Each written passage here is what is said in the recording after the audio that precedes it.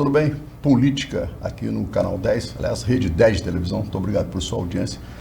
Voltando, né, período eleitoral, a política deu uma breve parada, se reestruturando. Estamos aqui de volta, agradecendo a essa longa data dessa parceria com o Canal 10, agora a Rede 10, e o Política está no ar discutindo a política, mas principalmente fazendo você entender como que a política pode interferir no nosso dia a dia. Aquelas pessoas que dizem assim, não tem nada a ver com política, acabam sendo afetadas pela política, porque as políticas públicas existem, as políticas partidárias existem, e nós estamos aqui exatamente para ajudar você a entender esse processo.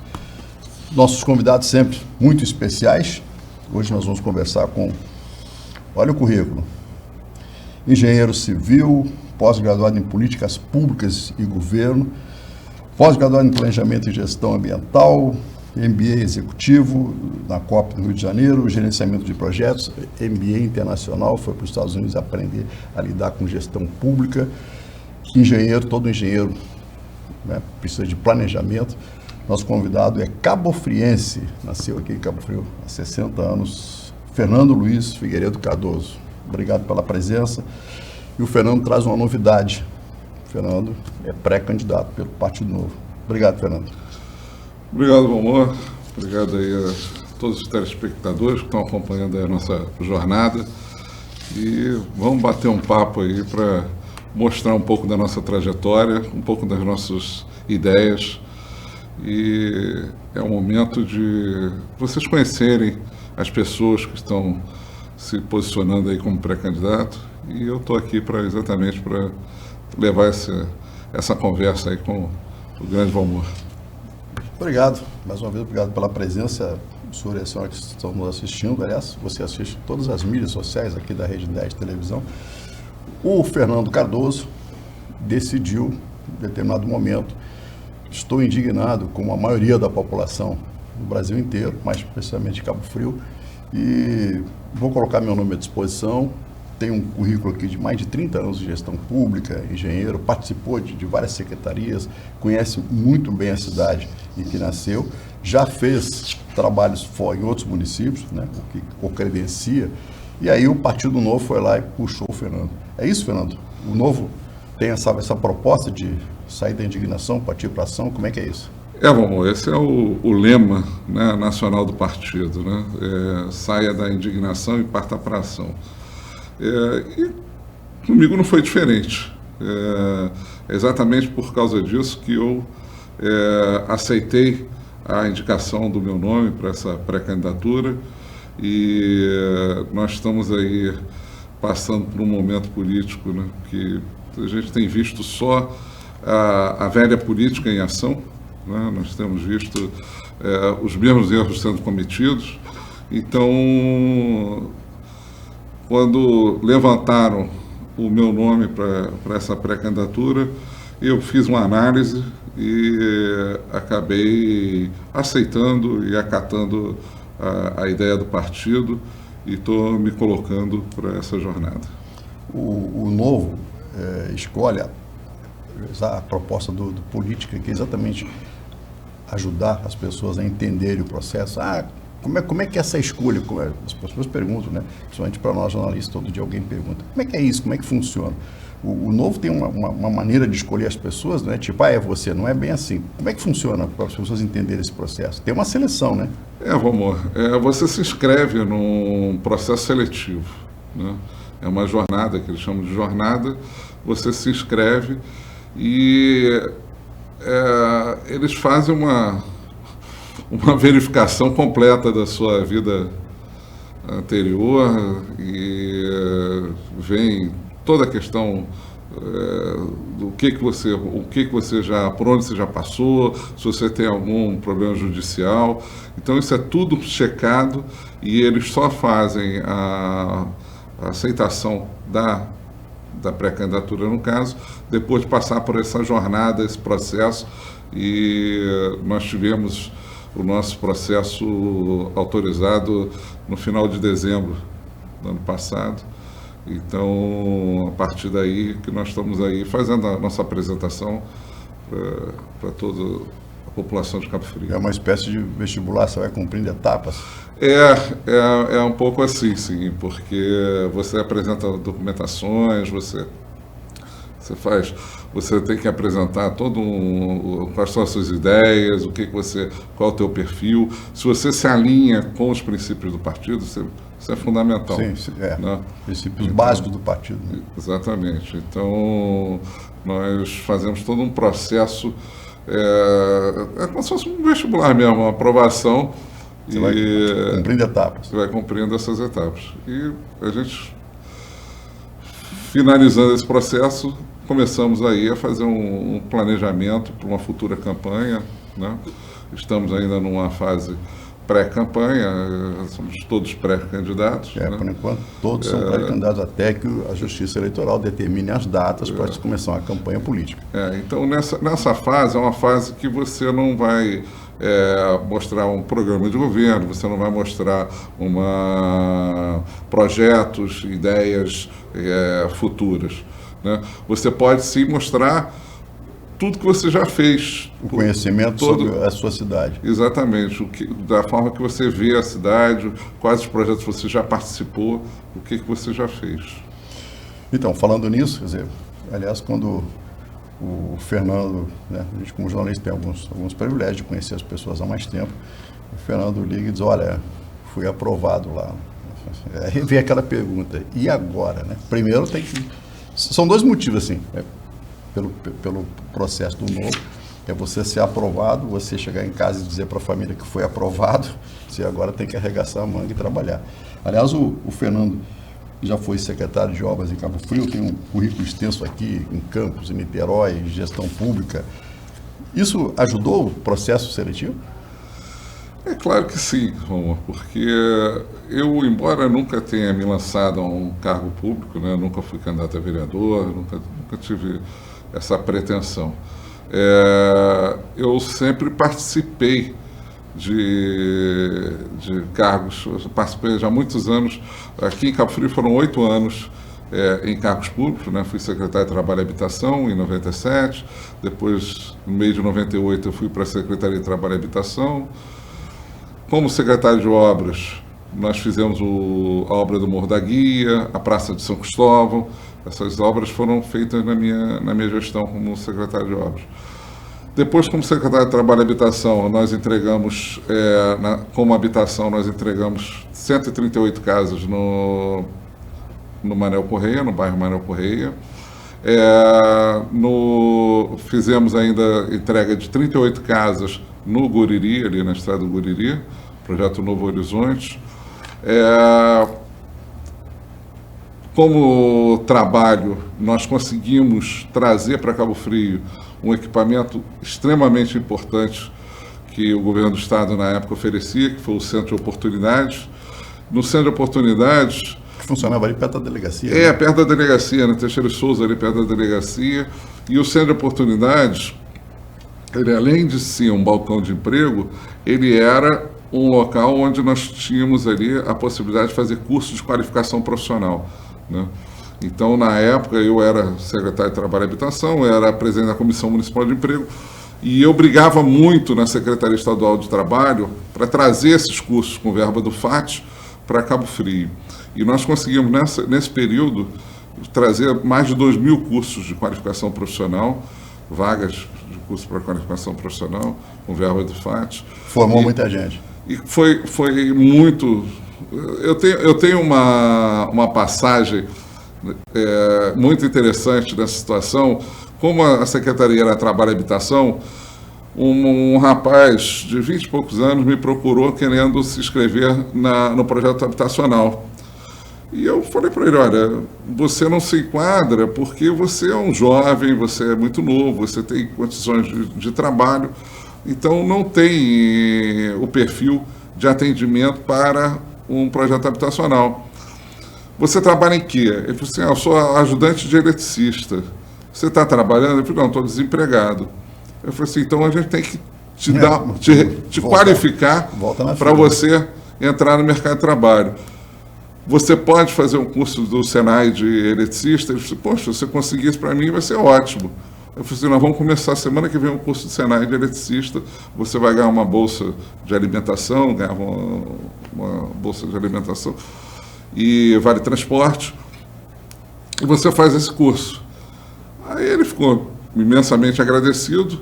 Na época nós fizemos em parceria com a construtora Magnus, do Eduardo Queiroz, ali na Vila Nova. Ele tinha um canteiro de obra ali que montou para o Senai fazia essa montagem do laboratório, e foi feito esse laboratório, e ele se formou pelo Senai como eletricista, e um tempo depois, eu até passei lá para visitar na época do curso e tudo, que eu acompanhava todos os cursos para ver se estava correndo tudo bem, e um tempo depois ele me procurou. Aí eu falei assim, e aí? Aí ele falou, não, estou passando aqui para te agradecer. Eu falei, como assim? Eu falei, não, porque na semana que eu me formei, com o diploma do Senai, eu consegui uma vaga na Refinaria Nacional de Sal. Estou trabalhando na Refinaria Nacional de Sal. Aquilo me deixou tão emocionado, porque é você ver a realização da política que você acredita, Valmor, entendeu? Não é a política de ficar dando peixe, né? É de ensinar a pescar. Quer dizer, né? Tem caminhos, né? Tem caminho, né? Eu acho que essa é a política que eu acredito. E esse é o objetivo do Partido Novo. Essa é a filosofia do Partido Novo, né, também, porque o Partido Novo ele não pactua com essa velha política. A política de você, numa campanha eleitoral, você criar vários cargos, você criar uma equipe de pessoas trabalhando com ajuda financeira de uma forma temporária, que depois da eleição o candidato não tem compromisso nenhum com essas pessoas. É isso que a população tem que abrir os olhos e acordar. Está na hora de um novo dia, né? Em Minas tem um exemplo do Zema, né? Que também, a exemplo do Fernando, falou, eu estou um pouco indignado, mas também não sei se vai dar certo. Tinha 1% das intenções e acabou eleito. E tem um prefeito que é um dos melhores do Brasil, né? Citado por referências. Como é que é isso, Fernando? Continua a filosofia do Novo? Sim, Valmor. A nossa jornada aí até a candidatura e durante a campanha propriamente dita, nós vamos ser pé no chão,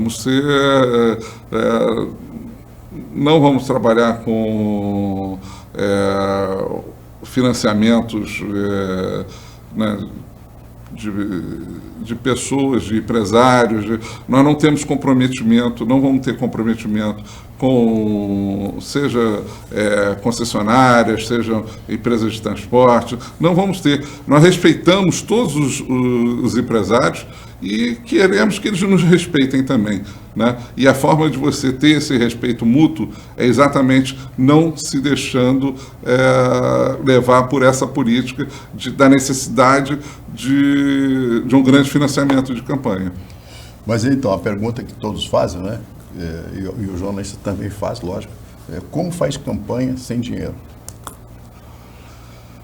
Bom, amor, precisa de dinheiro para quê? Para você fazer uma estrutura básica, né, de divulgação, né? De uma estrutura, você precisa ter uma formatação de apresentação, de um marketing de apresentação, tudo. Isso tem um custo, né? Previsto em lei, né? E se for feito de uma forma correta, coerente, não é um grande custo, né? É um custo que o Novo ele se financia por si só. Ele tem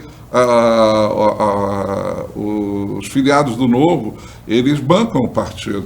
Pagam mensalidade. Eles pagam mensalidade, né? Então o Novo ele não trabalha com o fundo partidário, né? O fundo partidário todo que o Novo recebe, ele está sendo depositado.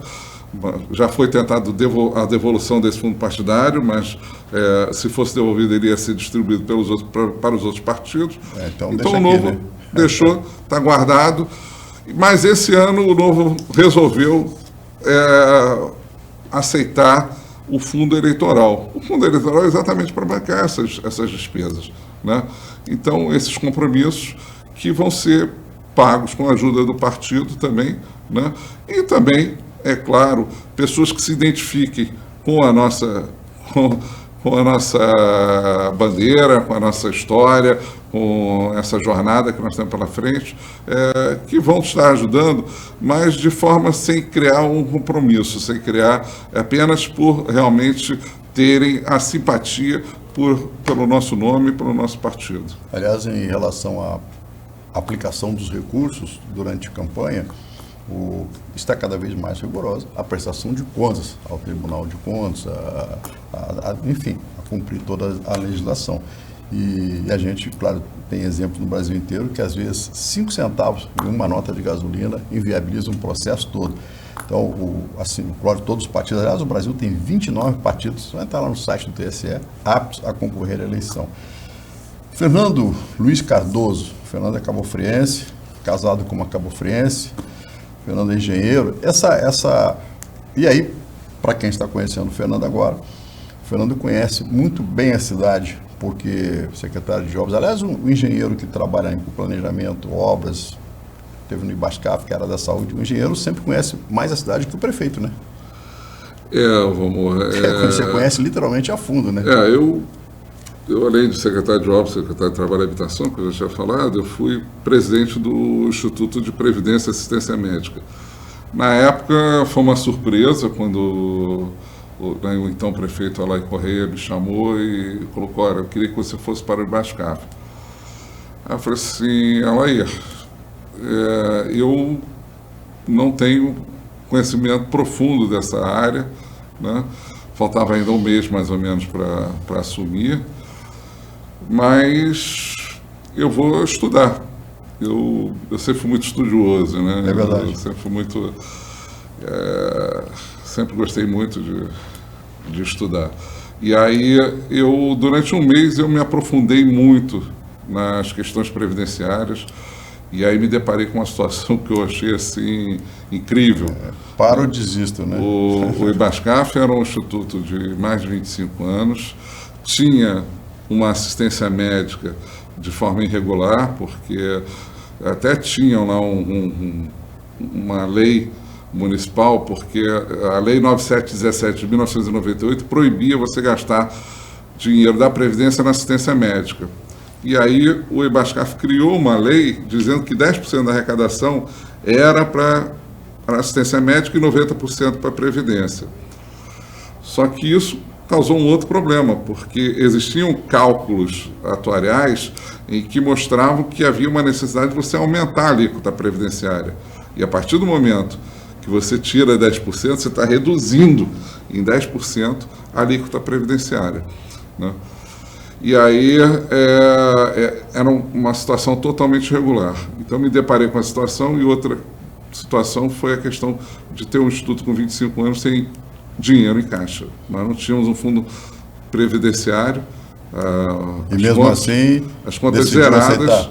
As contas zeradas. E aí eu falei assim: olha, não pode ser assim. O Ibascaf é uma autarquia, ela tem arrecadação própria, tem o compromisso do empregador, no caso a prefeitura, de contribuir também com a mesma, com o valor equivalente ao da arrecadação dos funcionários, e isso tem que ser repassado para o Instituto, né? Para você criar um fundo previdenciário. E na época eu consegui resolver isso, a gente conseguiu que todo o repasse, porque antes passava a folha de pagamento, o prefeito ia, pagava a folha de pagamento, repassava, zerava, todo mês zerava. Dava um vale lá para o Ibascaf e pronto. Zerava.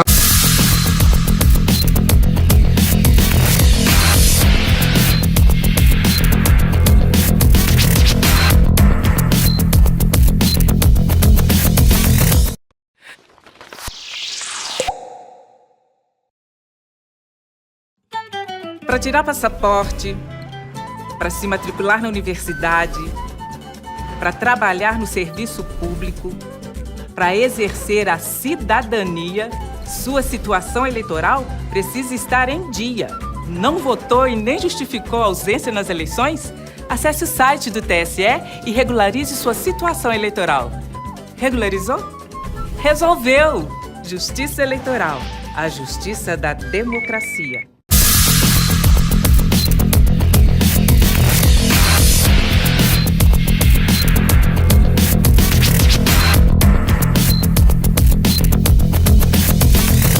De volta com política aqui pelo Canal 10, Cabo Frio TV, aliás, o canal mais antigo aqui de Cabo Frio, um pioneiro, né? Agradeço ao cineasta Milton Alencar Júnior, que teve essa visão, né, de televisão e de colocar um canal a cabo aqui na época, né?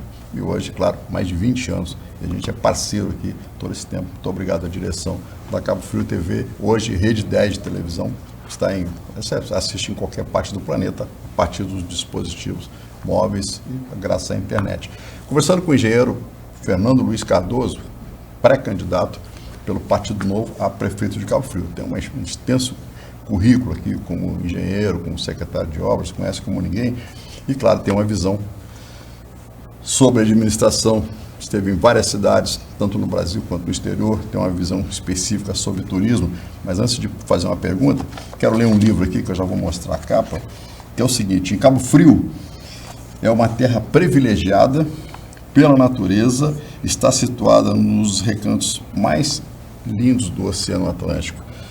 Tem tudo para dar certo, né? E tem que se aplicar, fazer dessa terra um ponto turístico como Saint-Tropez, como outros lugares do mundo. Isso foi dito por algumas pessoas que estiveram aqui, alguns franceses, algumas pessoas, e isso foi escrito há 40 anos, está aqui no livro de Abel Beranger, dizendo que esse era o destino de Cabo Frio. Fernando, o que não deu certo no turismo? Porque já se falava isso, os estrangeiros falavam isso há mais de 40 anos. Vamos lá. Turismo é um grande meio de geração de emprego e renda, né? Um diamante, ele é barato? Não, não é barato. O ouro é barato? Não é barato. Por quê? Porque é raro. Ele precisa ser lapidado. Cabo Frio é raro, tem uma beleza rara, né? Nós temos uma situação privilegiada da natureza, realmente do clima, né? Cabo Frio realmente é um privilégio, né? Infelizmente, está barato. Está se vendendo barato. Falando em privilégio, o Fernando nasceu quase na Praia do Forte, lá no Carnaval, né, Fernando? E põe privilégio nisso, né? Eu falo que eu escolhi Cabo Frio para nascer, né? Eu nasci ali no antigo Tamoio Náutico, praticamente nasci ali porque a bolsa, minha mãe estava ali meu pai estava com meus irmãos na praia e a bolsa dela estourou ali no Tamoio Náutico e foi um corre-corre para chegar no Hospital Santa Isabel e acabei nascendo no Hospital Santa Isabel, né? Você falou em 59 anos, eu já fiz 60. Eu nasci em fevereiro de 64, então sou filho da Revolução, né? Nasci em fevereiro de 64. Mas Cabo Frio é uma joia rara e ela tem que se vender, tem que saber se vender, né? Não adianta você ter uma preciosidade dessa e entregar a qualquer custo, a qualquer preço, né? É uma Ferrari sem combustível. Então, não dá. Né? Realmente, hoje, nós temos uma situação apenas de quantidade, né? O turismo de Cabo Frio hoje, que eu não posso designar isso como turismo, nós temos visitantes em Cabo Frio, né? E são visitantes que...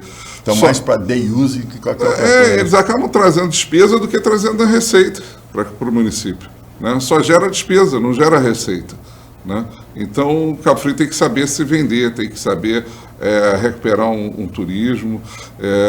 Nós temos aí situações, né? Eu falo da questão sempre do Morro da Guia, porque o Morro da Guia... Quando eu fiz a obra do Morro da Guia, eu era o secretário de obras e que nós, na época, lá vamos fazer o acesso ao Morro da Guia, e o processo foi se desenvolvendo ali, começou com a questão do calçamento, inicialmente ia fazer só o calçamento, depois resolveu fazer aquela cafeteria, que seria uma lojinha de conveniência. Não, embaixo, do lado da caixa d'água, nós fizemos ali uma cafeteria com 2 banheiros para o apoio dos visitantes. E ali seria um local de venda de souvenir, de uma cafeteria. Um mini pão de açúcar. É para você poder desfrutar, né? E isso é uma área de apoio. Aliás, até porque é um ponto histórico, né? E ali inclusive tem até arqueológico, né? Porque Sim. tem as pedras silcadas, Isso. então é um ponto muito interessante. Ali na caixa d'água não existia aquele acesso para cima da caixa d'água. Ali era um muro. Existia um muro que dividia a área ali daquele Kutsar, ali em volta depois da igrejinha. Existia só um Kutsar, que ali existia um muro. E eu, na época, olhei para aquele muro e falei assim, gente, que absurdo esse muro aqui. Aí eu olhei para a estrutura da caixa d'água e falei assim, poxa, aqui daria um deck em cima da caixa d'água com um mirante espetacular. Está lá até hoje. E eu levei essa ideia na época para a Laí comprou a ideia, falou, pô, mas vamos fazer. E aí nós demolimos, eu pedi autorização na época, ainda era a SEDAI. A caixa d'água era da SEDAI. Era da SEDAI. Eles não usavam a caixa d'água, não tinha utilização. Ela estava desativada. A única coisa que eles pediram foi assim, olha, nós não temos responsabilidade sobre a estabilidade estrutural daquela estrutura, vocês vão assumir a questão da estabilidade estrutural. E eu, na época, como engenheiro, fiz uma verificação da caixa d'água, a estrutura estava muito boa, ela tinha uma situação de pilares centrais também, e aí todo o apoio daquele deck foi feito em função desse sistema estrutural, e está lá até hoje, né? E foi, assim, um ganho imenso. Só que não é bem aproveitado como não é bem aproveitado como tem que ser, né? A gente até costuma falar explorado, existe uma depreciação nessa questão de exploração de turismo, né? O aproveitamento do turismo, né? Então, quando nós pensamos aquilo ali, na época, nós tínhamos até um grupo na prefeitura, que era o GEP, Grupo de Estudos e Projetos Especiais. Saudoso GEP. Que eram pessoas de todas as secretarias, né? Temos nomes aí, pessoas que até já nos deixaram, como o Guta, como o Bruno Menescal. Tínhamos um grupo de excelência. Ricardo Azevedo, que era um grupo tínhamos de inteligência, a arquiteta Rosane Vargas, tinha Jacomo Urebe, tinha, eu falei Bruno Menescal também, né? A arquiteta Ana Epicelo, e eu como secretário de obras, que compunhamos esse grupo, e nós desenvolvemos ali uma ideia de se fazer do Morro da Guia uma área que tivesse um operador turístico ali, né? Então terceirizava isso. Seria terceirizado, né? Então você teria um estacionamento terceirizado, você teria um acesso com um veículo tracionado para subir, e as pessoas iriam pagar uma tarifa de visitação, que isso é o que acontece no mundo inteiro. E aí você estaria gerando, de forma simples, no mínimo 10 empregos. Sem dúvida. Né? Sem dúvida. E ainda dando retorno para o município, através de impostos, de taxas e tudo. Aliás, então, é o ponto mais alto de Cabo Frio. Então seria realmente um local com segurança, né? Eu, há pouco tempo atrás, eu tenho recebido alguns intercambistas, estava com um intercambista do México, agora estou com uma intercambista dos Estados Unidos, e eu levei tanto o mexicano quanto a americana lá, e eu fiquei preocupado. Quando eu levei o mexicano, eu fiquei preocupado, porque, afinal de tarde, vamos ver o pôr do sol, não tinha segurança lá em cima, né? E aí a gente fica preocupado. Já com a americana, já tinha um carro da Guarda Municipal, e aí eu até elogiei, falei, olha, tem que mínimo, ter, né? Porque realmente você fica preocupado, né? Você vai... Pessoal, imagina, você vai com um turista lá, eu já estive lá com uma alemã, uma filipina. Lógico, e aí mostrar o que tem de melhor. Né? E aí você imagina você chegar lá em cima, o pessoal ter o telefone roubado, ter uma câmera roubada, então realmente é preocupante. Agora, quando se fala em turismo, se fala, lógico, é bom conversar com o engenheiro, porque o engenheiro enxerga a cidade com uma outra dimensão. Você que é morador de Cabo Frio, a gente como jornalista, né, conhece o Brasil inteiro, mas a gente está especificamente falando da cidade em que nós escolhemos para viver. Passa da Cidadania, Passa das Águas, que também eram pontos turísticos, hoje virou um grande mercadão de ambulantes, e obviamente que o próximo prefeito, né, que será eleito lá em outubro, vai ter um grande desafio. O Fernando já esteve lá com o secretário de obras, planejamento, enfim. Não era para ser assim, né? Jamais, João. A Praça da Cidadania ela foi construída exatamente para ordenar, né? E o que aconteceu? Ocuparam todos os boxes e aí, por pressão política, por pressão, né, começaram a colocar um monte de ambulantes, aqueles ambulantes todos ocupando as vagas de estacionamento. Então o turista já não pode mais estacionar. Sim. Né?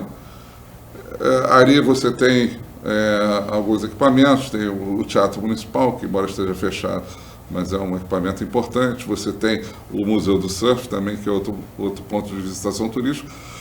E aí você se depara com aquele paredão, com aquela monstruosidade. Sem critério nenhum. Com um monte de trailers, com placas luminosas que você não entende por que aquela necessidade daquela poluição visual, né? E aí você se depara com uma situação muito ruim, né? Eu acho que isso não cabe dentro do turismo, tá? Que Cabo Frio tem que se propor, né? O comércio ambulante é importantíssimo, é gerador de emprego e renda também. Ele tem no mundo inteiro, mas ele é ordenado, ele tem que ser ordenado, ele não pode prejudicar. Você não pode matar a galinha dos ovos de ouro, né? Então, é aquela história, né? É o carrapato na vaca, né? O carrapato subiu na vaca, não, o sangue aqui tá bom. E aí vai trazendo a família, vai trazendo os amigos, vai trazendo... E aí vai trazendo todo mundo até que a vaca morre. Sim, aí... Porque não aguenta. Todo mundo perde. Né? E o turismo de Cabo Frio morreu. Né? Exatamente. Então, o Fernando está colocando aqui a situação dos ambulantes, e a gente, né, que viaja bastante, no Espírito Santo, você ali em Anchieta, Iriri, Guarapari, né, a prefeitura, eu vou lá a cada 6 meses, colocou os ambulantes com um colete, igual o colete que se vê em futebol, com um número, né? Então, um número enorme, parece aquelas camisas de basquete americano, mas é um colete, e tem um número X, flanelinha, raríssimos, o carro da prefeitura passando o tempo todo, isso não foi no verão, foi em várias épocas do ano que eu vou lá, e os ambulantes numerados. Aqui em Cabo Frio, isso é fato, né? A gente noticia isso todo dia, eu ligo para as rádios, tem mais de 5 mil ambulantes, nunca se sabe a quantidade. Como é que resolve isso, Fernando? Com planejamento, com ajuste, porque tem que ter uma solução, né? Vamos lá, pelo que eu andei conversando com algumas pessoas dessa área, tá ruim para eles, não tá bom para eles. Porque chegou um ponto que... não tem para quem vender. A vaca está morrendo, então está ficando ruim, está faltando sangue, né? Então, está ficando ruim, né? Então, existem algumas pessoas que ainda estão trabalhando nessa área, que elas já poderiam ter sido realocadas. Mas tem uma situação bem simples. Existia uma carrocinha de yakisoba, que vendia yakisoba aqui na Lagoa. Sim. Ele hoje está numa loja ali na frente. Sim. Ele migrou para uma loja. Em Busa também. E hoje é um empresário. Então, é aquela história. É que nem a história do Bolsa Família, né? A pessoa que fica a vida inteira recebendo Bolsa Família, o programa não atendeu o seu objetivo. Não, claro que não. Né? Porque a ideia não é só tirar da pobreza, não é só tratar a miséria, é tratar da miséria e tirar da pobreza, né? Tirar dessa miséria. E o comércio ambulante tem um pouco essa característica também. Chega um ponto que ele já virou um empresário, ele já tem condições.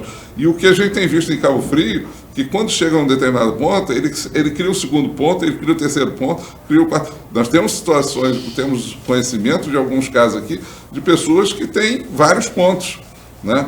Então ele já tinha que estar migrando para uma outra situação, ele já virou um empresário. Então não cabe mais você usar aquilo ali que é para ter uma assistência, um atendimento social, né? O ambulante Sim. É exatamente isso. É uma função social. É uma função social. Você gerar ali uma renda para uma família necessitada. Chega um ponto que ele vira um empresário.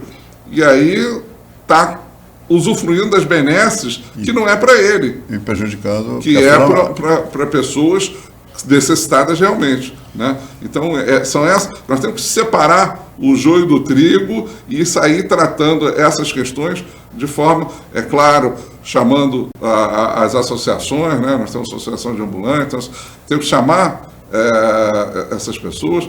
Eu sempre tive muita facilidade nesse diálogo com essas pessoas, porque exatamente eu gosto de escutar, eu gosto de saber. A gente não pode ser contra, simplesmente, não, eu sou contra isso, acho que está feio. Mas não é só isso, a gente tem que ver os dois lados. Existe uma carência social que tem que ser atendida, né? Mas também eles têm que entender que eles estão perdendo a galinha dos ovos de ouro. Fernando, só para encerrar essa parte do turismo, o Fernando viaja bastante, faz intercâmbio, fez MBA fora do Brasil, quando tem oportunidade de viagem, inclusive a trabalho, feiras internacionais. Casado com um arquiteto, até em casa tem esse outro olhar, né, que é o olhar mais decorativo, né, mais do planejamento básico. Mas, Fernando, dentro do turismo, essa sua experiência toda de fora, isso é fundamental para poder administrar a cidade e olhar isso de uma maneira global?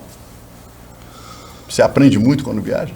Vamos, olha só, nós temos que pegar os nossos operadores de turismo regionais, né, e fazer convênios com grandes operadores de turismo para poder vender bem o nosso produto, né? Agora, nós temos que ter um bom produto. Sim, tem que arrumar a casa, né? Natureza, nós temos uma joia preciosa. Agora, de ordenamento urbano, nós estamos deixando a desejar. E é aí que a gente tem que atuar, e é aí que a gente tem que melhorar essa situação. No próximo bloco, vamos conversar Fernando Luiz Cardoso, pré-candidato do Novo, né, como administrador público, esteve em várias cidades, Niterói, Campos, enfim. Mas um dos cargos importantes que ele tem um orgulho, vai falar aqui no segundo bloco, é de Tamoios, segundo distrito de Cabo Frio. Foi para lá, ele vai contar essa história na volta do Política.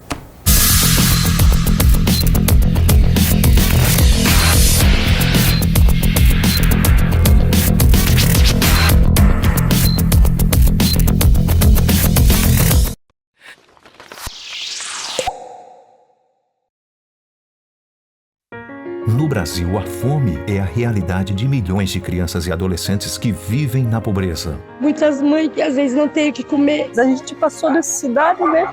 Quando você diz sim à LBV, você leva alimento e dignidade a muitas famílias. A comida daqui é muito boa e saudável. Aqui na LBV, eu almoço e também lancho todo dia.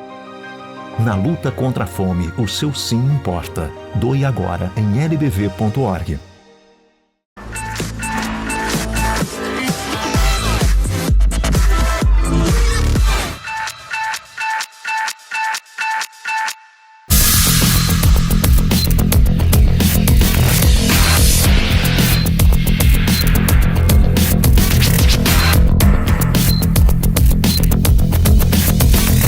Muito bem, de volta com Política, aqui pela Rede 10 de televisão, conversando hoje com Fernando Luiz Figueiredo Cardoso. Fernando Luiz Cardoso, pré-candidato do Partido Novo. O Partido Novo foi lá, fez uma sabatina e o Fernando Henrique recebeu a notícia. Fernando, toda vez que você passa por processo seletivo, né, fica aquela ansiedade, será que eu vou ser aprovado, será que não? Eu acho que passou por isso. Quando você recebeu o telefonema, vamos aqui a moda antiga, deu um friozinho na barriga? Amor, é interessante, né? Porque acho que o último momento que eu tinha passado por isso foi no vestibular, ainda da época de Cisgran Rio, né? E que eu prestei para engenharia civil e eu já tinha passado na PUC, porque a PUC era antes do vestibular. Eu já tinha passado no vestibular da PUC. A PUC era pertinho da minha casa, eu morava ali perto da PUC. Mas eu tinha a ideia de fazer engenharia na UFRJ. E aí me deu aquele friozinho na barriga e, graças a Deus, quando eu vi eu estava em Cabo Nominalista, Frio. Era nominalista. Eu estava em Cabo Frio velejando. Na época eu velejava muito de windsurf. estava velejando, e eu me lembro como se fosse hoje. Eu cheguei ali no canal, eu parei na casa do meu tio, parei a prancha e tocou o telefone. E aí eu tinha pedido um tio meu no Rio, porque na época saía no Jornal Globo, saiu uma edição do Jornal Globo, era uma correria danada lá no Rio para conseguir catar aquele jornal. E meu tio lá no Rio, que era formado pela Escola Nacional de Engenharia, que era a UFRJ, ele queria, porque queria que um sobrinho dele fizesse engenharia na UFRJ. E eu era a última opção. E aí ele ligou. E deu certo. E aí eu atendi o telefone e ele falou, parabéns, você passou para o UFRJ. E aí foi uma festa, né? Foi assim. Mas e agora de novo? E agora recebi um e-mail e fiquei feliz de poder servir, poder colocar aí o meu nome para que as pessoas analisem, né? A gente está querendo trazer uma nova política, a gente não pactua com a velha política. Se você quer ganhar um dinheiro de político, não é através do novo que você vai se realizar a tua necessidade, porque a gente não trabalha dessa forma. A nossa política é uma política realmente de compromisso com a população. O nosso compromisso é com a população. Nós não temos compromisso com grupos políticos, não temos compromisso com grandes empresários, nós temos compromisso com a população. Tá? Você pode estar certo que o nosso compromisso vai ser com você, não vai ser com grupos políticos. Fernando Cardoso, engenheiro, para quem não sabe, Fernando foi o engenheiro responsável pela nova ponte de Cabo Frio. Aquela ponte ganhou o Prêmio Internacional de Engenharia e nós, né, como jornalista, acompanhamos desde a fundação da ponte. Então, da hora que você passa ali, esse cidadão aqui, engenheiro, literalmente morava embaixo da ponte, né, Fernando? Foram... Porque 2 anos de obra. Não. Ela na realidade não chegou um ano, não. Ela não chegou um ano. Quer dizer, foi mais ou menos um ano. Ela começou em novembro, dezembro e definitivamente ela foi aberta ao público no dia 4 de dezembro de 2004. Então foi um ano de obra, né? Uma obra que tenho um orgulho imenso de ter participado. Participei de todo o processo, desde a concepção, junto com o projetista, o engenheiro José Luiz Cardoso, que por acaso vem a ser meu tio, né? E eu queria que você fosse para a faculdade? E aí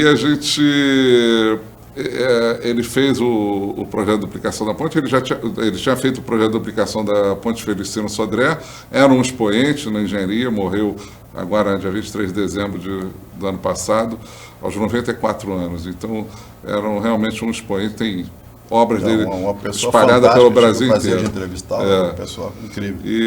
Então, tenho muito orgulho dessa obra, realmente eu participei dela do início ao fim. Aliás, a gente depois vai ver na foto aqui, que o nosso diretor vai colocar, um momento em que eu, como jornalista, estava lá com o Fernando, e na época era o prefeito Alex Correia, enfim, e que a ponte ela começou dos dois lados, assim, né?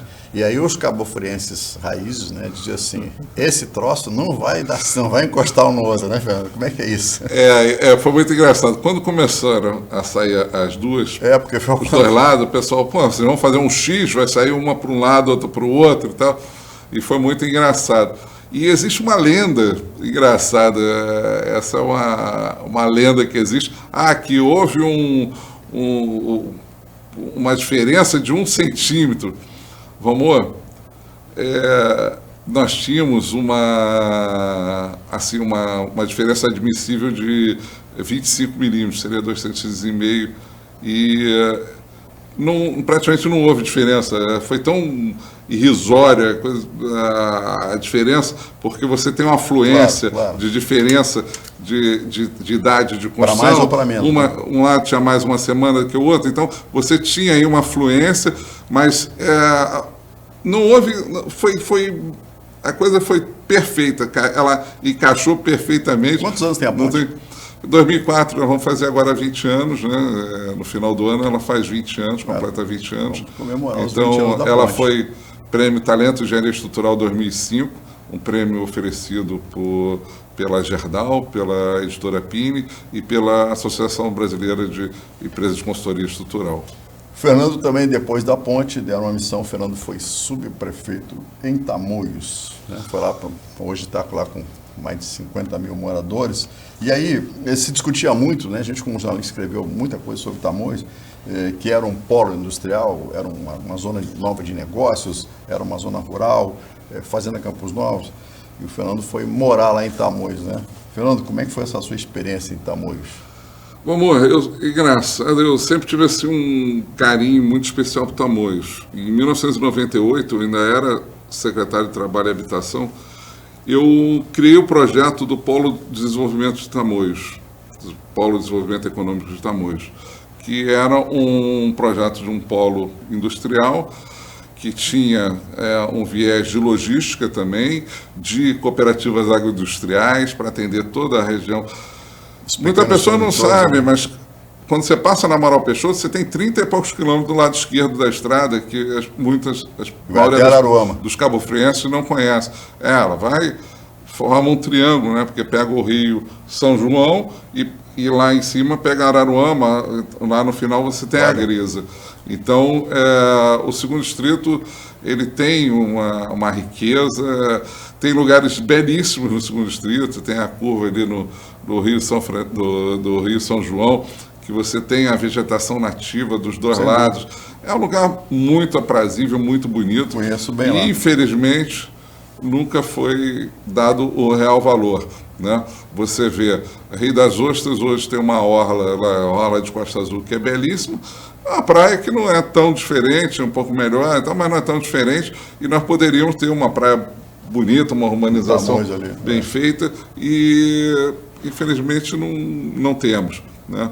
Não é falta de projeto. Eu consegui na época, nós tiramos, você tinha uma favela na Foz do Rio São João ali, Sim. Era um quiosque de madeira totalmente precário, nós conseguimos na época, desapropriamos uma casa ali no Pontal de Santo Antônio, desapropriamos a casa, demolimos a casa, e aí retiramos aqueles quiosques, criamos uma situação melhor, muito melhor ali, para atender aquele ponto, que é um ponto que eu vejo com um potencial turístico muito grande, né? Tem muita coisa para fazer, a cidade a ser construída, né?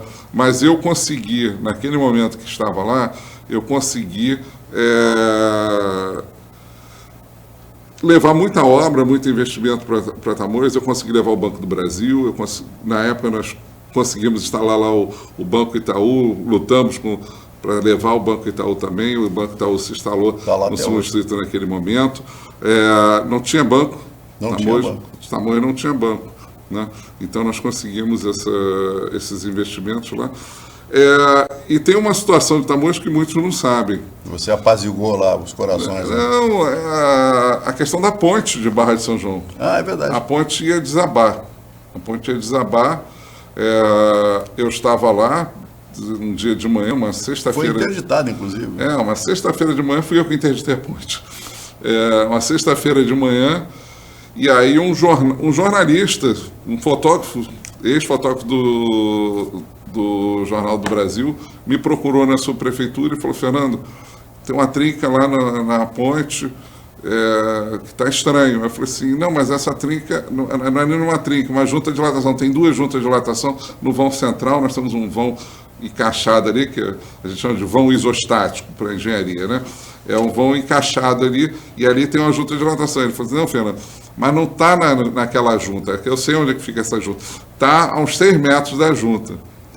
E aí eu fiquei muito preocupado, porque 6 metros era exatamente o balanço que apoiava o vão central.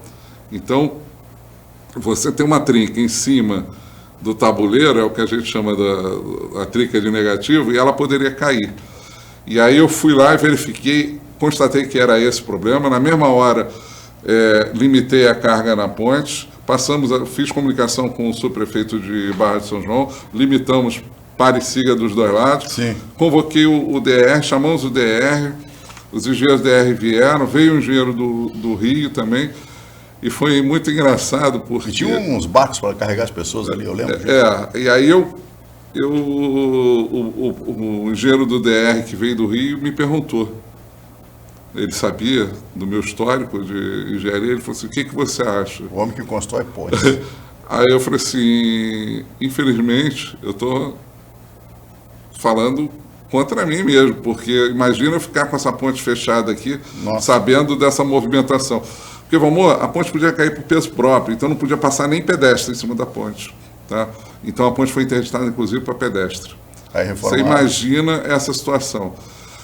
No lado de Tamoios, nós não tínhamos infraestrutura nenhuma de atracação de barco, de cais, para fazer uma atracação, para fazer a travessia.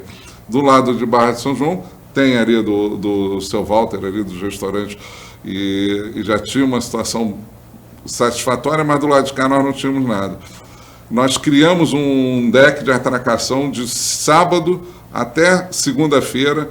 Na terça-feira nós inauguramos a travessia, levamos barcos de turismo daqui de Cabo Frio para lá para fazer a travessia, 3 barcos, mais o barco do Seu Walter lá de Barra de São João, e ficamos fazendo a travessia de balsa. Olha, a história é interessante. Foi um momento difícil.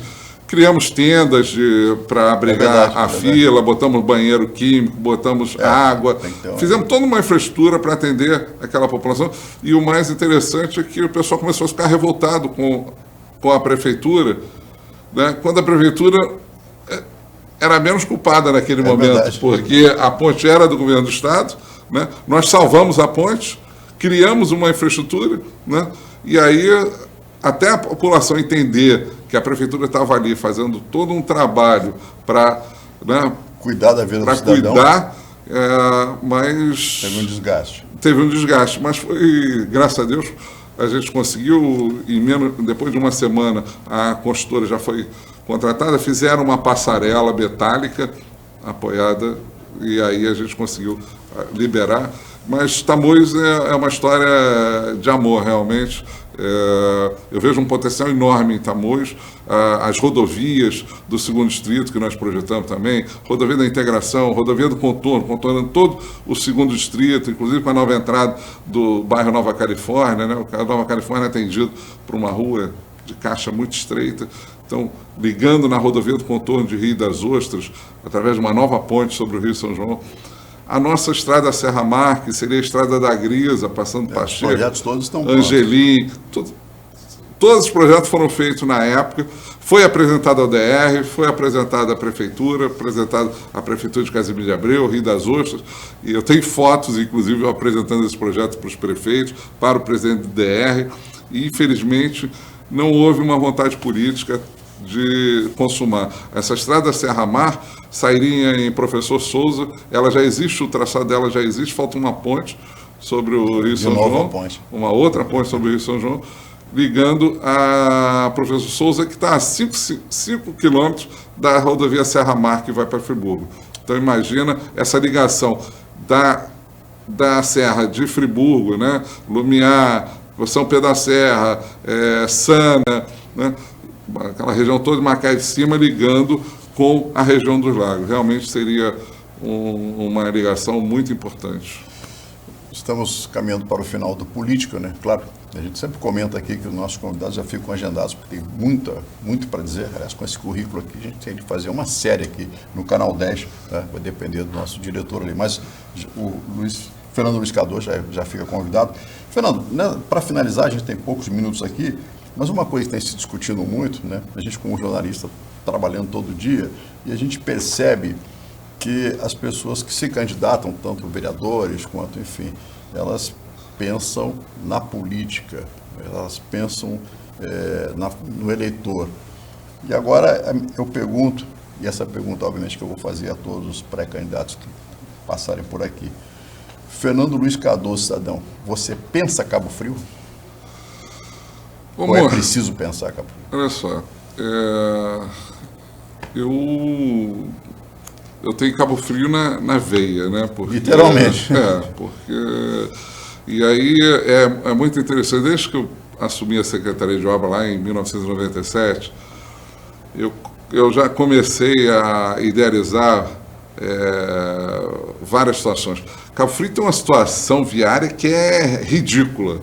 né? Nós temos uma situação, nós temos problemas pontuais aqui que são assim inaceitáveis. Eu vou dar um exemplo.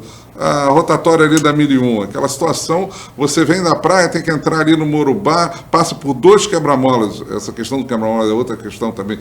O quebra-mola, existe uma lei própria, existe uma regulamentação de quebra-mola. Da BNT. E os nossos quebra-molas são totalmente fora de padrão. Cada um faz o que bem entende. Então, eu me lembro uma vez, um conhecido veio com um carro importado de Búzios para a mulher querer ir na Rua dos Biquínis. E no meio do caminho ele se deparou com um quebra-mola. Não tinha uma pedra no meio do caminho, havia um quebra-mola. E ele estourou o carro num quebra-mola desse. E aí ele falou, eu nunca mais volto a Cabo Frio. É verdade. Eu nunca mais volto a Cabo Frio. Então, não é o ordenamento do trânsito não é fazendo quebra-mola fora de padrão, né? Nós temos que ter um ordenamento com relação à questão de quebra-mola, né? E temos essa questão viária. Existem soluções muito simples. Jardim Excelsior é inadmissível aquele retorno ali na rua da Enel, ali, que não é uma coisa assim, não dá para compreender, né? E você vê, entra prefeito, sai prefeito, e não resolve uma questão tão simples, uma situação tão fácil de ser resolvida. Né? Outra questão que preocupa muito Cabo Frio, que eu tenho batido sempre nisso, é a questão de saneamento. Né? Nós temos uma coleta de esgoto por tempo seco, que em determinado momento foi importante, mas já passou da hora de nós substituirmos a coleta de esgoto por tempo seco. Nós temos que partir para uma rede separativa. Isso é uma obra que vai durar aí 15, 20 anos, mas tem que ser iniciada, e não importa quem seja o responsável. Importa que tem que ser feito. Quem é responsável vai resolver na justiça, mas tem que começar, tem que ser feito. Tá? Cabo Frio está afundando, não adianta ficar tapando buraco se o manilhamento embaixo não está funcionando. Amor, você andou de carro hoje, de manhã na cidade? Sim. A cidade estava alagada. Por que isso? Primeiro, falta de manutenção. Não tem escoamento. Frequente. Né? O pessoal, eu acho engraçado que às vezes divulgam nas redes sociais, estamos limpando as galerias da rua tal. Isso não é para ser divulgado, não. Isso tem que ser contínuo, isso é um processo contínuo, não é para ser uma coisa eventual. Isso é um processo contínuo. Né? Nós temos que ter a limpeza contínua dos ralos, dos bueiros. Isso tem que ser um processo contínuo. Tá? Nós estamos com os manilhamentos, além de obstruídos, né, nós temos uma areia fina que vai para as galerias de água. Obstruídos e obsoletos. Nós estamos com as manilhas todas deterioradas e quebrando. Né? Então, esses buracos, é exatamente a manilha quebra e aí cria-se um buraco no pavimento. Então, se você olhar a linha de tampões, você vai ver que a linha de buracos segue exatamente aquela linha. Né? Se você passar hoje ali na Roberto Silveira, por exemplo, é inadmissível uma rua como Roberto Silveira estar na situação que está hoje. É verdade. É impossível, não dá para entender. A opção de escoamento ali do Caiçara, do Parque Central, São Francisco, né? É a opção de escoamento. E você se depara com uma rua totalmente degradada. É impressionante. As ruas têm buraco. Estamos chegando aqui no final. Fernando Luiz Cardoso, lógico, né, quando o TRE definir as datas e começarem as campanhas, por enquanto todo mundo é pré-candidato, vai voltar aqui com certeza, assim como os outros candidatos. O Canal 10 está aqui à disposição. Aliás, foi o pioneiro a fazer cobertura das eleições na região dos Lagos.